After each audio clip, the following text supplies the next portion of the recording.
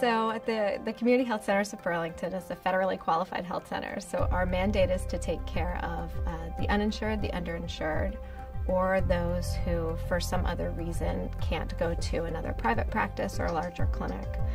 Which means that we're the safety net for a lot of patients with mental health disorders, substance abuse disorders, non-English speaking patients, especially adults, and just those who don't really know what they need. So we take care of a lot of young adults as well. Pre-SBIRT, we did social history. So depending on the nurse, it might be a little bit different. You would ask about smoking, you would ask about drugs, you would ask about alcohol use and how it was affecting lives. We've gone through other iterations of screening, like with cage questions and things over the years. But pre-SBIRT, it was probably not quite as formally done as far as the amount of substance used. It was more about the effect that substance was already having on your life. The difference being that it sort of forces the patient to have already come to the point where they identify that this is causing effect on their lives, whereas now with SBIRT, we're identifying people more just based on how much they're using. So we're catching sort of a bigger pool of people really before it's caused any problems for them.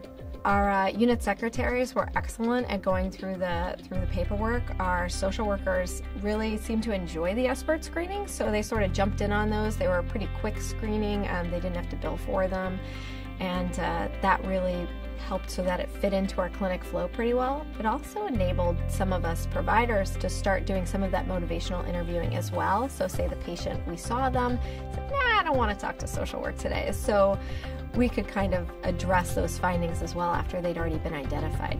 I think after seeing those questions being asked for our patients for now, well over a year, you can see that they feel more comfortable with the questions. I think it's just because they're objective. I think it's because they can circle a number, they can circle a frequency, and it's very simple. They don't have to really sit back and go, wait, how much did I use in the last month? It's really divided into something that comes to the mind quickly, and it doesn't carry with it that weight of judgment. It's just a piece of paper. There's no one looking at you while you make your answer. There's no one sort of nodding or frowning at you. And there's also the follow-up from our providers in nursing, because of the motivational interviewing model, is also non-judgmental. It's all about meeting the patients on where they feel about their substance use, and they may feel that their substance use is wonderful and it's not causing any problems for them, and that also gives you some information. You can impart information to them, and you also sort of see where they are along that process without them leaving feeling stigmatized and not wanting to return.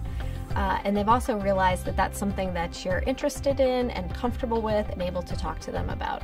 What SBIRT helps us with is identifying those patients. So it really helps us to identify the patients early who could benefit from some pretty simple interventions early in their lives, so that they don't roll into the problems that we see with patients later, 10 years later, 20 years later, where they're having both physical and mental health complications and consequences of their substance use. But I have found that both through the motivational interviewing piece, something that I'm going to apply to my practice moving forward, and also really this technique of identifying patients has been really invaluable for us in identifying people with whom we can talk about substance use well before it becomes a problem with them, and in a way where you don't have to have all of the answers or all of the resources, but just where you start getting them thinking about how their overuse might affect them in the future, that it is in fact overuse, and to let them know that they can definitely come in and talk to you about that in the future.